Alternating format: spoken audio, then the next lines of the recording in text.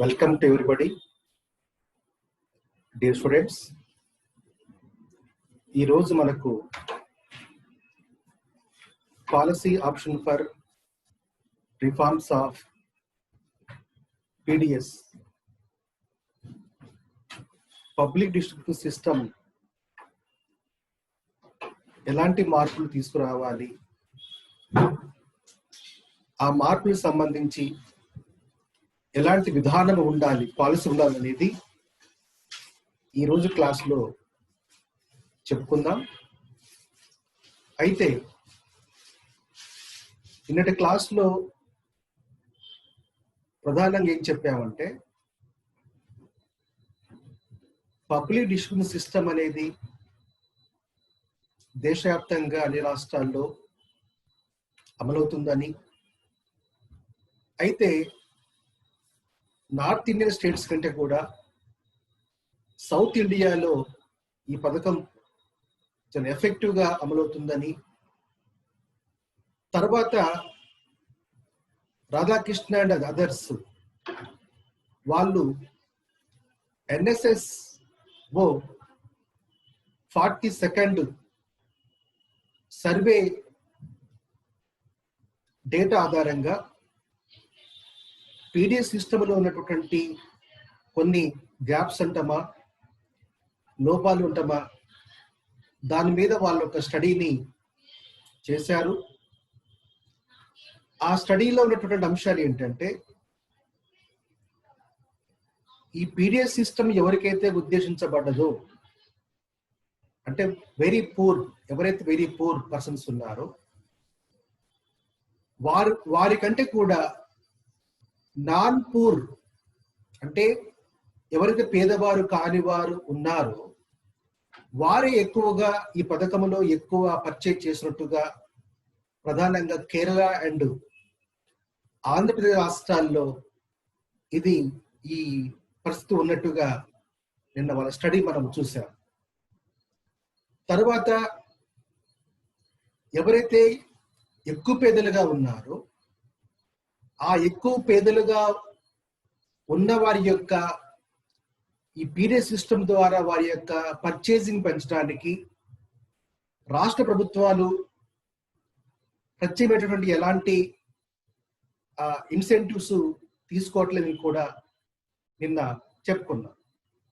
So ఏది ఏమైనప్పటికీ ప్రజెంట్గా దేశంలో అమలవుతున్నటువంటి పబ్లిక్ డిస్ట్రిబ్యూషన్ సిస్టంలో కూడా కొన్ని లోపాలు ఉన్నాయనేది మనకు అర్థమవుతుంది. కాబట్టి ఈ లోపాలని ఎట్లా సవరించాలి, దీనికి సంబంధించి ఎలాంటి పాలసీ అనేది అడాప్ట్ చేసుకోవాలి అనేది ఈరోజు క్లాస్లో మనము చెప్పుకుందాం. అందుకే మనం ఇవాళ policy option for reforms of public distribution system అనేది ఈరోజు క్లాస్ మీకు చెప్తున్నాను. సో ఇందులో ఏమి ఆప్షన్ తీసుకోవాలి, రిఫార్మ్స్ ఎట్లా ఉండాలి అనే దాని మీద మనం చూద్దాం. The major problem in the reforms of PDS is identifying the real poor. కాబట్టి ఇందాక మనం ఏం చెప్పుకున్నామో నాన్ పూర్గా ఉన్న వాళ్ళే ఎక్కువగా ఈ పథకాన్ని ఎక్కువగా లబ్ధి పొందుతున్నట్టుగా మనం నిన్న క్లాసులో చూసాం. కాబట్టి ఇక్కడ ఎవరైతే రియల్ పూర్స్ ఉన్నారో ఆ రియల్ పూర్గా ఉన్న వాళ్ళని ఐడెంటిఫై చేయటం అనేది జరగాలి అనేది ఇక్కడ మనం చూస్తున్నాం. This requires the development of strategies which are able to minimize the accrual of benefits of PDS to the non-poor. So ఈ పథకంలో నాన్ పూర్ అనే వాళ్ళు దాన్ని యూజ్ చేసుకునే దాన్ని మినిమైజ్ చేయాలి, అంటే ఎక్కువగా వాళ్ళకే ఉపయోగపడుతుంది కాబట్టి వాళ్ళని ఒక మాట చెప్పండి ఎలిమినేట్ చేయటము లేదా మినిమైజ్ చేయడం అనేది జరగాలి అనేది ఇక్కడ మనం చూస్తున్నాం. అందుకు ఏం చేయాలి మరి? వీళ్ళని నాన్ పూర్ని మినిమైజ్ చేయాలంటే ఎలాంటి చర్యలు చేపట్టాల్సి ఉంటుంది అనేది మనం చూద్దాము. The following should be the goals of PDS reforms. So ఎలాంటి రిఫార్మ్స్ రావాలి పీడిఎస్ సిస్టంలో అనేది మనం ఇప్పుడు కొన్ని పాయింట్స్ మనం చూద్దాం. ఆ పాయింట్ వారీగా పరిశీలన చేద్దాం. Number 1, device instrument for the identification of the poor by transferring the task of identification from the bureaucracy to Panchayat Raj institutions, which in turn will be supervised and monitored by NGO with proved record. The consensus among economists and the social workers on this issue. So కాబట్టి real poor ని identify చేయడానికి కాను ఏం చేయాలని అనుకున్నప్పుడు, so ఎవరైతే bureaucrat అంటే administration లో ఎవరైతే దీన్ని ఈ పథకానికి సంబంధించినటువంటి ఎవరైతే దీనికి పర్యవేక్షణ చేస్తున్నారో వారు మనకు పంచాయరాజ్ సిస్టమ్ అనేది గ్రామీణ విలేజ్ లో ఈ సిస్టమ్ ఉంది. ఆ వ్యవస్థల సపోర్ట్ తోని సో అంటే గ్రామ పంచాయతీలో రియల్ పూర్ ఎవరు అనేది ఒక మీటింగ్ కాల్ఫర్ చేసి అందరి సమక్షంలో ఎవరైతే పూర్గా ఉన్నారు అనే దాన్ని వాళ్ళకు ఒక లోకల్ వాళ్ళు తెలుసు కాబట్టి ఆ సర్పంచ్కు లేదా అక్కడ ఉన్న అధికారులకు వాళ్ళకు గ్రామీణంలో ఎవరెవరు అని వాళ్ళ బ్యాక్గ్రౌండ్ గురించి ఐడియా ఉంటుంది కాబట్టి సో కాబట్టి ఈ బ్యూరోక్రసీ వాళ్ళు ఏం చేయాలంటే ఈ పంచాయరాజ్ సంస్థల్ని ఈ రియల్ పూర్ ఐడెంటిఫికేషన్ కోసం వాడుకోవాలి అనేది ఒకటి. తర్వాత ఇది ఎలా జరుగుతుంది, ఈ పూర్ ఐడెంటిఫికేషన్ ఎలా జరుగుతూ ఉంది, పంచాయరాజ్ సంస్థలు కూడా ఎట్లా చూస్తున్నాయనే దాన్ని కూడా ఏం చేయాలంటే ఎన్జిఓస్ వీటి మీద పర్యవేక్షణ చూడాలనే మాట ఇక్కడ చెప్తా ఉన్నారు. అంటే ఎన్జిఓస్ ఆర్గనైజేషన్స్ కూడా దీంట్లో ఇన్వాల్వ్ అయ్యి గ్రామీణ ప్రాంతాల్లో ఈ యొక్క రియల్ పూర్ ఐడెంటిఫికేషన్ సంబంధించిన దాన్ని వాళ్ళు పర్యవేక్షణ చేయడంతో పాటుగా విత్ రికార్డ్స్ కూడా మెయింటైన్ చేయాలి. తర్వాత there consensus among economist and the social workers on this issue. ఎవరైతే ఇక్కడ ఎకానమిస్ట్ ఆర్థిక సంబంధించినటువంటి ఎవరైతే ఎకానమిస్టులు ఉన్నారో వాళ్ళ యొక్క సలహాల్ని, తర్వాత సోషల్ యాక్టివిస్టులు అంటే ఈ అంశాల మీద పనిచేస్తున్న వాళ్ళు, గ్రామీణ అభివృద్ధి కోసం పనిచేస్తున్నటువంటి వాళ్ళు ఎవరైతే యాక్టివిస్టులు ఉన్నారో వారిని కూడా ఈ పథకం ఎఫెక్టివ్గా ఈ పథకంలో ఉన్న లోపాలను అధిగమించేందుకు, తర్వాత రియల్ పూర్ని ఐడెంటిఫై చేసేందుకు గాను వారిని కూడా ఈ పథకంలో భాగస్వామ్యం చేయాలనే మాట మనం ఇక్కడ చూస్తా ఉన్నాం.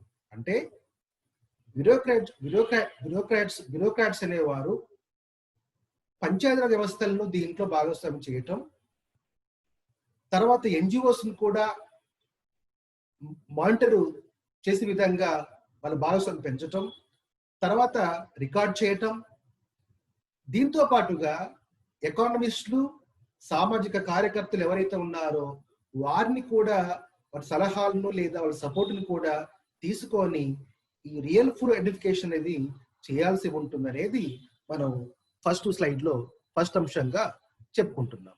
Then second, through extensive consumer surveys identify the PDS commodities which confer high income benefits on the poor and other commodities which are you should buy the non-poor should be gradually shifted to the open market. So ikkada ee extensive ga ante వినియోగదారులు ఎవరైతే మనకు ఈ PDS సిస్టంలో వినియోగదారులు అనే వారు ఎవరైతే ఉన్నారో ఆ వినియోగదారుల గురించినటువంటి సర్వే కూడా అక్కడ జరపాలనేటువంటి మాట మనకు ఈ సెకండ్ అంశంలో చూస్తున్నాం. సో ఈ సర్వే చేయడం ద్వారా ఏమవుతుందంటే, సో రియల్ గా ఎవరైతే పూర్ యాక్చువల్లీ బెనిఫిషియరీగా ఎవరైతే ఉన్నారో వాళ్ళని మనం గుర్తించడానికి ఇక్కడ వీలు కలుగుతుంది. తర్వాత వీలు కలగటమే కాకుండా ఎవరైతే నాన్ పూర్ ఇప్పటిదాకా ఈ పీడిఎస్ సిస్టమ్ ద్వారా లేదా ఆ సరుకుల్ని కొనుగోలు చేస్తూ తర్వాత వాళ్ళు బయట బ్లాక్ మార్కెట్ కు వాళ్ళకి అవసరం లేకపోయినా కొనుగోలు చేసి తర్వాత బయట మార్కెట్ ఓపెన్ మార్కెట్ లో అమ్ముకునేటువంటి కండిషన్ ఉందో దాన్ని ఆ ప్రాబ్లంని సో చెక్ చేయడానికి కాను ఏం చేయాలంటే విస్తృతమైన స్థాయిలో ఈ వినియోగదారుల గురించినటువంటి దాని మీద సర్వే చేపట్టాల్సి ఉంది అనేది ఇక్కడ మనం రెండో పాయింట్ లో భాగంగా చూస్తున్నాం. దెన్ మూడో point, to help effective transfer of income to the poor. The gap between the issue price of essential commodities and their market price should be sufficient to attract the poor to buy the PDS commodities. So ఇక్కడ ఈ పథకాన్ని మనము ఎవరైతే ఇప్పుడు survey చేయడం ద్వారా real poor ఎవరైతే మనకు ఐడెంటిఫికేషన్ అవుతారో ఈ ఐడెంటిఫికేషన్ కావటం వల్ల ఏమవుతుందంటే ఈ పథకాన్ని ఏ ఉద్దేశం కోసమైతే ఏ లక్ష్యం కోసమైతే పెట్టడం జరిగిందో అప్పుడు కరెక్ట్ గా ఆ రియల్ పూర్కే ఈ పథకం అనేది ఆ పథకంలో ఉన్నటువంటి ప్రయోజనాలు లేదా ఆ పథకంలో ఉన్నటువంటి వస్తువులు అనేది వారికే చేరేటువంటి అవకాశం వస్తుంది. అలా రావటం వల్ల ఇంతకుముందు నాన్ పూర్ అనే వాళ్ళు ఎవరైతే అవసరం లేకపోయినా ఆ పీడిఎస్ ద్వారా సరుకులు కొని తర్వాత ఆ సరుకుల్ని ఓపెన్ మార్కెట్ ద్వారా ఏదైతే వాళ్ళు దాన్ని షిప్ చేస్తున్నారో దాన్ని కూడా అరికట్టడానికి ఇక్కడ వీలు కలుగుతుంది. So essential commodities and their market price should be sufficient to attract the poor to buy the PDS commodities. కాబట్టి కేవలము రియల్ పూర్స్ ఎవరైతే ఉన్నారో వారు మాత్రమే ఈ పీడిఎస్ లో ఏవైతే సరుకులు సప్లై చేయబడుతున్నాయో వారు మాత్రమే ఆ సప్లై చేయబడిన వస్తువుల్ని పర్చేజ్ చేసే విధంగా చర్య తీసుకోవాల్సి ఉంటుంది అనేది ఇక్కడ మనము మూడో అంశంలో మనం చూస్తున్నాం. దెన్ నాలుగో అంశం సంబంధించి PDS should also be implemented through employment generation programs like Jawahar Rojigar Yojana JRY or Employment Insurance Scheme EAS, because in such programs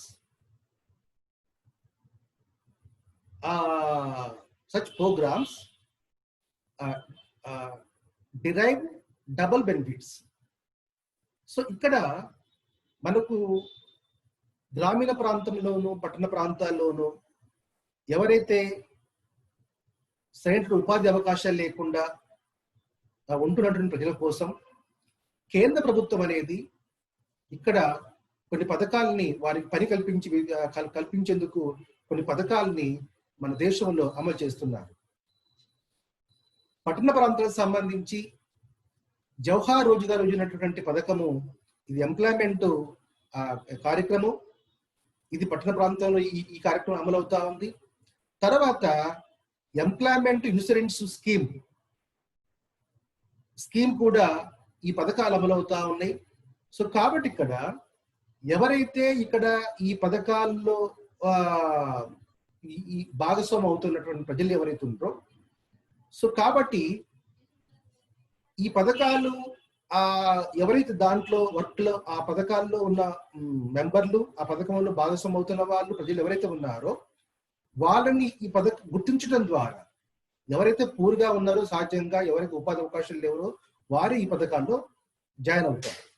so కాబట్టి ఈ పథకాల్లో వర్క్ చేసినటువంటి వాళ్ళని ఐడెంటిఫికేషన్ చేయడం ద్వారా వారిని కూడా మనం పీడిఎస్ సిస్టమ్ కి ఒక క్రైటీరియాగా, అంటే పీడిఎస్ లో ఉన్నటువంటి సరుకులు ఏవైతే ఉన్నాయో వాటిని సప్లై చేయడానికి ఒక టార్గెటెడ్ గా మనము ఈ పథకాల్లో భాగస్వామ్య ప్రజలను కూడా ఇక్కడ పరిగణలో తీసుకోవాలనే మాట 4వ అంశంలో చెప్పుకుంటున్నాను.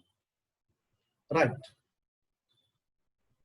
అయితే దీనికి సంబంధించి ఎట్లా ఏం చేయాలి అన్నప్పుడు, firstly the error of inclusion of the non poor is minimised.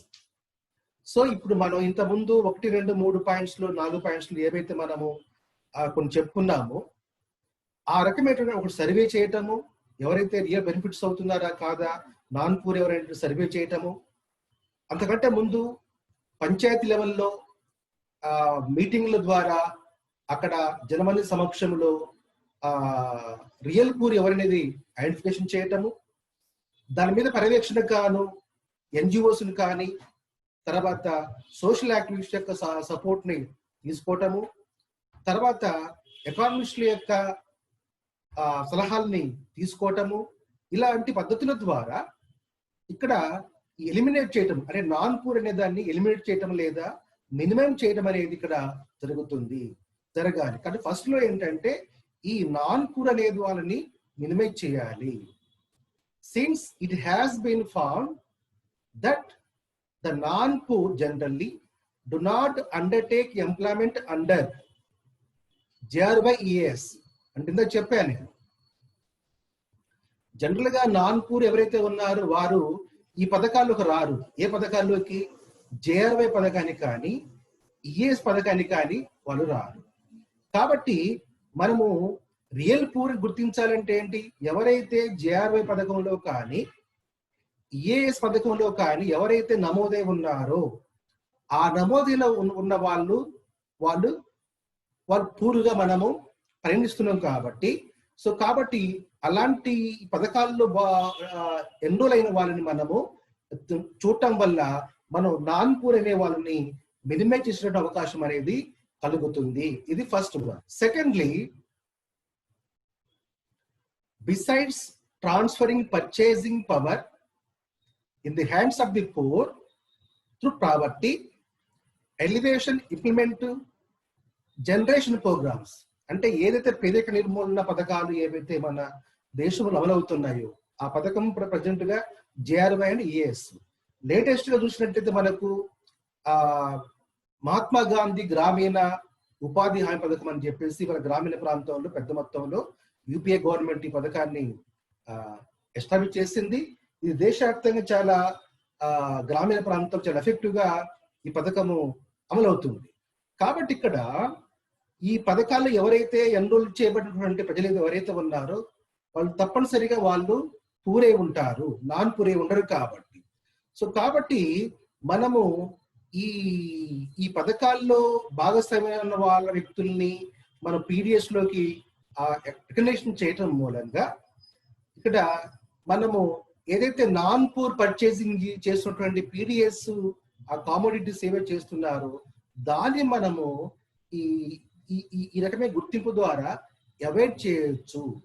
కాబట్టి పేదరిక నిర్మూలన కార్యక్రమాల్లోకి ఎవరైతే ప్రోగ్రాంలో అక్కడ గుర్తించబడుతున్నటువంటి ప్రజల్ని, ఆ ప్రజలే అలాంటి వాళ్ళని మనము PDS పథకాన్ని కూడా వాళ్ళకు అర్హులుగా మనము ఇక్కడ గుర్తించాల్సినటువంటి అవకాశం ఉంది. Additional income transfer will take place through PDS supplies to the participant.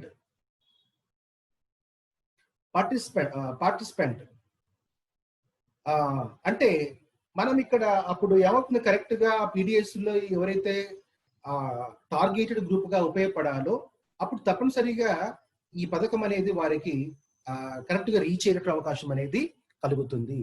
Then 5th point. So 5th point సంబంధించి ఏంటంటే, the state government should issue food stamps vouchers to the Paris miss అయింది Paris, so that they can distribute them to the poor. Similarly, food stamps vouchers can be provided to the operators of JRYES. అంటే ఈ non poor ని identification చేసిన తర్వాత real poor కి రాష్ట్ర ప్రభుత్వాలు ఏం చేయాలంటే, సో ఈ ఫుడ్ స్టాంప్స్ ఆర్ వోచర్స్ అనేవి వాళ్ళకు ముందుగానే ఎవరైతే లబ్ధిదారులు ఉంటారో వాళ్ళకు ఇవ్వాల్సి ఉంటుంది. సో కాబట్టి వారు ఎప్పుడైతే ఈ ఫుడ్ స్టాంప్స్ కానీ తర్వాత వోచర్స్ కానీ తీసుకొని పోయినప్పుడు ఎవరికైతే ఆ వోచర్స్ ఉన్నాయో, ఎవరికైతే ఫుడ్ స్టాంప్స్ ఉన్నాయో వారికి మాత్రమే పీడిఎస్ ద్వారా ఆ రేషన్ కానీ ఇతర సరుకులు కానీ అందించడం అనేది జరుగుతుంది. సో కాబట్టి ఇక్కడ మనకు గ్రామీణ ఉపాధి పథకాలు కానీ, జేఆర్వై పథకాలు కానీ, లేదా పావర్టీ ఎలివేషన్ ప్రోగ్రాంలు కానీ ఎవరైతే ఇక్కడ భాగస్వాములు ప్రజలు ఉన్నారో ఆ ప్రజలకు ఏం చేయాలంటే రాష్ట్ర ప్రభుత్వాలు stamps or oats, food stamps or vouchers అనేవి ఇవ్వటం ద్వారా సో ఈ నాన్ పూర్ అనే వాళ్ళని ఎలివేట్ చేయొచ్చు లేదా వాళ్ళని మినిమం చేయొచ్చు అనేది ఇక్కడ ఉంది. సో ఇటీవల కాలంలో రాష్ట్ర ప్రభుత్వాలు కూడా ఈ పథకాన్ని మొదట చేశాయి. తర్వాత ఇంకా ఆధునిక టెక్నాలజీని వాడి ఐరిష్ టెక్నాలజీ ద్వారా వాళ్ళ థంబ్ ఇంప్రెషన్ కానీ తర్వాత ఐ యొక్క దాన్ని తీసుకొని సో వాళ్ళు ఆ రకమైన టెక్నాలజీ యూజెస్ ద్వారా మన దీన్ని ఇందులో పీడిఎస్ లో వృధా కాకుండా నాన్ పూర్ దీంట్లో పర్చేజ్ చేయకుండా కూడా ఇటీవల కాలంలో గవర్నమెంట్స్ కొత్త పద్ధతుల్ని దీంట్లో ఇన్వాల్వ్ చేస్తున్నాయి. Now 6th point, food corporation of India FCI is not the most appropriate institution for providing food security to the poor. So ఇక్కడ మనకు ప్రధానంగా FCI అనేది మన దేశంలో గవర్నమెంట్ ఆఫ్ ఇండియాకు మనకు న్యాచురల్ కలామిటీస్ కానీ లేదా ఇతర కొన్ని డాట్ కండిషన్స్ ఇతర సమస్యలు దేశంలో ఉత్పన్నమైనప్పుడు అప్పుడు ఆ టైంలో వ్యాపారస్తులు సరుకుల్ని బ్లాక్ మార్కెట్ చేస్తారు లేదా ప్రైస్ని పెంచి ప్రయత్నం చేస్తారు. కాబట్టి ఆ సమస్యల నుంచి ఓవర్కమ్ కావడం కోసం గవర్నమెంట్ రైతుల నుండి మనకు ధాన్యాన్ని ప్రొక్యూర్ చేస్తుంది. ప్రొక్యూర్ చేసిన తర్వాత వెబ్సైట్లో వాటిని ధాన్యాన్ని స్టోర్ చేయటము, ఆ స్టోర్ చేసిన ధాన్యాన్ని తిరిగి ప్రజలకు ఈ పీడిఎస్ సిస్టమ్ ద్వారా తక్కువ ధరలకు ప్రజలకు ఎవరైతే టార్గెటెడ్ గ్రూప్ గా పేద ప్రజలు ఉంటారో వారికి తిరిగి మనకు ఈ పీడిఎస్ సిస్టమ్ ద్వారా వాళ్ళకు సప్లై చేయడం జరుగుతూ ఉంది. సో కాబట్టి food corporation of India is not the most appropriate institution for providing for food security to the poor. It would be desirable to limit the role of FCI to the stabilization of food prices, but task of entrusted to the state governments. So ఇక్కడ actually FCI అనేది direct గా ఈ PDS సిస్టాన్ని direct గా అది వచ్చి ఆ పేదలకు supply చేయడం అనేది తన రోల్ కాదు. ప్రధానంగా FCI పని ఏంటంటే ప్రొక్యూర్ చేసినటువంటి ఆహార ధాన్యాల్ని స్టోర్ చేయటము మట్టికే FCI ఆ పనిగా ఉంటుంది. కానీ తర్వాత గవర్నమెంట్స్ పీడిఎస్ సిస్టమ్ ద్వారా ఆ FCI నుండి ఆహార ధాన్యాలు తీసుకొని ప్రజలకు ఇక్కడ సప్లై చేస్తున్నాయి. కాబట్టి ప్రధానంగా పంచాయతీరాజ్ సంస్థలు తర్వాత స్టేట్ గవర్నమెంట్స్ ఇవి ఈ పథకములు చాలా ఎఫెక్టివ్ గా కావటానికి అవి చేస్తా ఉన్నాయి. FCI రోల్ ఏంటంటే ఆహార ధాన్యాలు నిల్వ చేయటము, తర్వాత ఆ రకంగా నిల్వ చేయటం ద్వారా ధరలు దేశంలో పెరగకుండా ఉండటానికి FCI అనేది ఉపయోగపడుతుంది. కాబట్టి ఆ FCI ద్వారానే మనకు పంచాయతీరాజ్ వ్యవస్థలకు కానీ తర్వాత స్టేట్ గవర్నమెంట్స్ కు మనకు ఈ ఫుడ్ గ్రెయిన్స్ అనేది ఎఫ్సిఐ సప్లై చేస్తుంది. ఇది 6వ పాయింట్ గా మనము చూస్తున్నాం. దెన్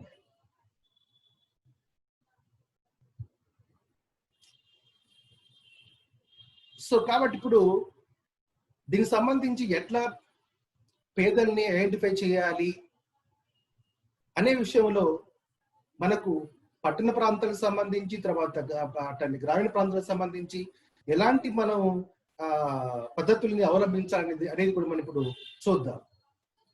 గ్రామీణ ప్రాంతాలకు సంబంధించి all household participating in employment programmes, అంటే ఎంప్లాయ్మెంట్ ప్రోగ్రామ్స్ లో ఎవరైతే ఇన్వాల్వ్ అవుతున్నారో, ఇంతకుముందు ఆల్రెడీ చెప్పుకున్నాం మనం, అంటే జేఆర్వై అనేది పట్టణ ప్రాంతాల్లో అయితే మనకు లేటెస్ట్ గా మహాత్మా గాంధీ గ్రామీణ ఉపాధ్యాయ పథకం అనేది ఇప్పుడు మన గ్రామీణ ప్రాంతాల్లో పథకం అమలవుతుంది. సో ఎవరైతే ఈ రకమైన పథకాల్లో గ్రామీణ ప్రాంతాల్లో ఎవరైతే ఎంప్లాయ్మెంట్ ప్రోగ్రామ్స్ లో ఇన్వాల్వ్ అవుతున్నారో వారిని మనము ఈ పూర్గా ఒకటి గుర్తించవచ్చు. ఇది పాయింట్ 1. తర్వాత point B, single mother with children or widows without support, అంటే వీరితో పాటుగా ఇంకెవరిని మనము పేదవాళ్ళుగా గుర్తించవచ్చు అనేది ఇక్కడ ఉన్న క్రైటీరియా ఏంటంటే, ఎవరైతే సింగిల్ మదర్గా ఉండటం, దట్ మీన్స్ విడోస్, అంటే భర్త చనిపోవటం వల్ల, ఏదే కారణం వల్ల భర్త చనిపోవటం అనేది ఉండటం వల్ల, భర్త చనిపోయినప్పుడు సహజంగానే ఆ కుటుంబానికి ప్రధానంగా మేజర్ ఇన్కమ్ సోర్స్ కానీ ఆ హస్బెండ్ ఎవరైతే ఉంటారో ఆయన ప్రధానంగా ఉంటాడు. కానీ ఇప్పుడు ఆ భర్తని చనిపోవటం వల్ల ఏమవుతుందంటే ఆ కుటుంబ భారం మొత్తం మీద మహిళ మీద పడుతుంది. సో మహిళలు ఇటు ఇంటి పని తర్వాత బయట పనులు కూడా పిల్లలు చూసుకోవాల్సిన అవసరం ఉంటుంది. కాబట్టి వాళ్ళకు కుటుంబానికి భర్త లేకపోవటం వల్ల ఇన్కమ్ అనేది తగ్గిపోతుంది. కాబట్టి సో ఇలాంటి వారిని కూడా మనము పేదవాళ్ళుగా గుర్తించాలి. సో కాబట్టి విడోస్ కూడా పూర్గా మనకు ఈ పథకానికి ఎలిజిబిలిటీగా మనము చూస్తా ఉన్నాం. Right. Now see, all landless agricultural labours, పెట్టి ఆర్టిజన్స్, అంటే గ్రామీణ ప్రాంతంలో ఎవరైతే భూమి లేనటువంటి కూలీలు ఉంటారో, వ్యవసాయ కూలీలు అంటారు వాళ్ళని. వ్యవసాయ కూలీలు అంటే ఏంటంటే యాక్చువల్లీ ల్యాండ్లెస్ పీపుల్. అయితే ల్యాండ్లెస్ అంటే అర్థం కూడా ఏంటంటే వారికి పావు ఎకరము, హాఫ్ ఎకరు ల్యాండ్ ఉన్నట్టయితే వారు ల్యాండ్ ఓనర్స్ కిందకి రారు. సో కాబట్టి ఈ చిన్న కమతంలో ఎవరైతే ఉంటారో ఆ ప్రజలు కొంతకాలము సొంత పొలం మీద పనిచేసుకుంటూ రిమైనింగ్ టైం వాళ్ళంతా కూడా ఇతర వ్యవసాయ పనుల మీద ఆధారపడతారు. కాబట్టి సో వారందరినీ కూడా మనము ల్యాండ్లెస్ లేబర్ గానే గుర్తించాల్సి ఉంది. సో కాబట్టి ఇక్కడ గ్రామీణ ప్రాంతానికి సంబంధించి మనము 3 రకాల గ్రూప్స్ ఇక్కడ మనము పేదవాళ్ళగా గుర్తిస్తున్నాము. ఒకటి, ఉపాధి హామీ పథకంలో ఎవరైతే భాగస్వామ్యం అవుతున్నారో వారిని కూడా పేదవాళ్ళగా గుర్తిస్తున్నాము. 2, విడోస్, అంటే భర్త లేకుండా ఎవరైతే ఆ గ్రామీణ ప్రాంతాల్లో ఆ విడోస్ ఉన్నారో ఆ మహిళలను కూడా పేదవాళ్ళుగా గుర్తిస్తున్నాము. 3వ పాయింట్ ఏంటంటే, సో ల్యాండ్లెస్ లేబర్స్, అంటే వ్యవసాయ కార్మికులు అనే వాళ్ళు ఎవరైతే గ్రామీణ ప్రాంతాల్లో ఉన్నారో వారిని కూడా మనం ఇక్కడ ల్యాండ్లెస్ గా గుర్తిస్తున్నాము. ఇది అంటే ఈ 3 క్రైటీరియా బేస్ గా మనం గ్రామీణ ప్రాంతాల్లో రియల్ పూర్ అనే వాళ్ళని మనము ఐడెంటిఫికేషన్ చేస్తున్నాం. దెన్ అర్బన్ ఏరియా సంబంధించి, పట్టణ ప్రాంతాలకు సంబంధించి ఏ రకంగా పేదవాళ్ళని ఐడెంటిఫికేషన్ చేయాలి అనే దాంట్లో ఇక్కడ మనకు కొన్ని పారామీటర్స్ ఉన్నాయి. దాన్ని ఇప్పుడు మనము చూద్దాం. ఇక్కడ కూడా 1 2 3 4 1 2 3 ఉన్నాయి, అవి చూద్దాం. కేర్ఫుల్ సెలెక్షన్స్ ఆఫ్ ఏరియాస్, అంటే నగరాల్లో కానీ పట్టణాల్లో కానీ మనము కొన్ని ఏరియాస్ ని చాలా కేర్ఫుల్ గా సెలెక్షన్ చేసుకోవాల్సి ఉంటుంది. ఏంటి ఆ ఏరియాస్ అన్నప్పుడు, స్లమ్స్ అంటే మురికి వాడలు. Areas occupied by traditionally poor communities అంటే కొన్ని ఏరియాస్ ప్రధానంగా పేదవాళ్ళు ప్రధానంగా ఎక్కువగా కాన్సన్ట్రేట్ అయి ఉంటారు.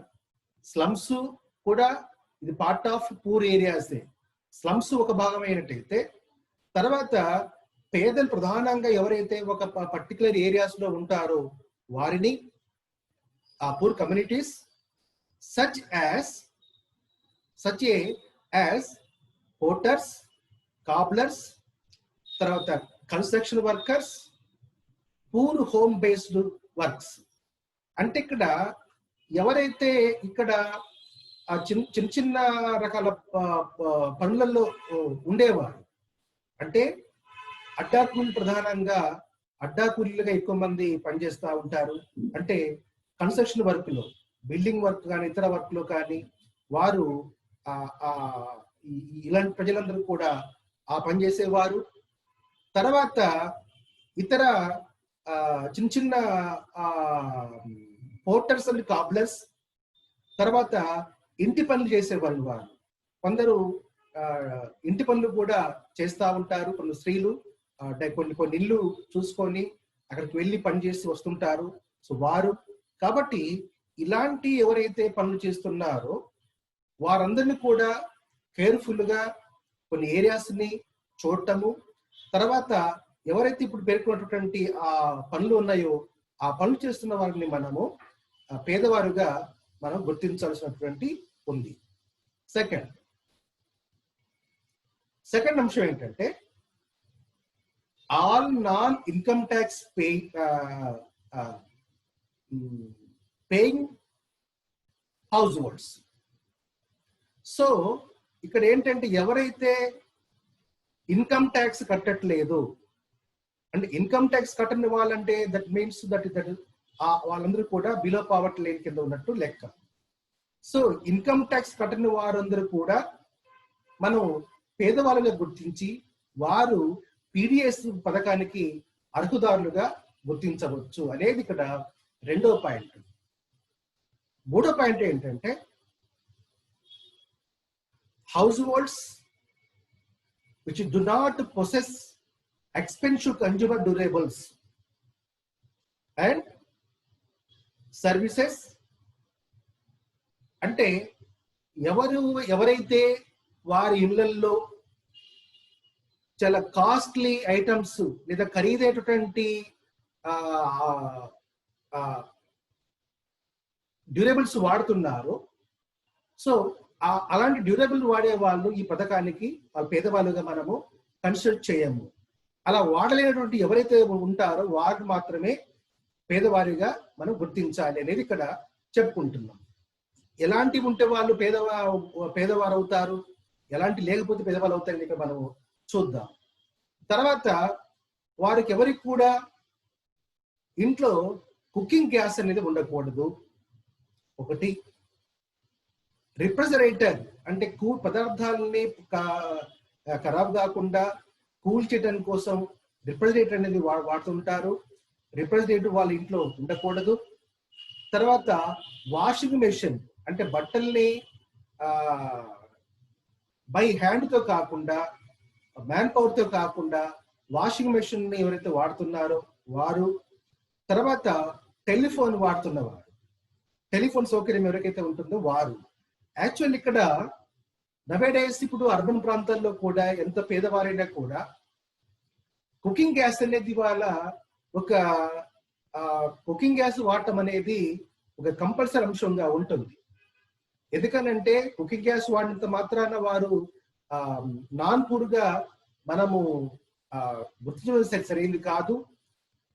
Refrigerator okay, washing machine okay, telephones అనేది ఇప్పుడు ఆ పాత అయిపోయినది. ఇప్పుడంతా సెల్ ఫోన్స్ వచ్చిన తర్వాత అందరికి సెల్ ఫోన్ అనేది అందుబాటుకు వచ్చింది.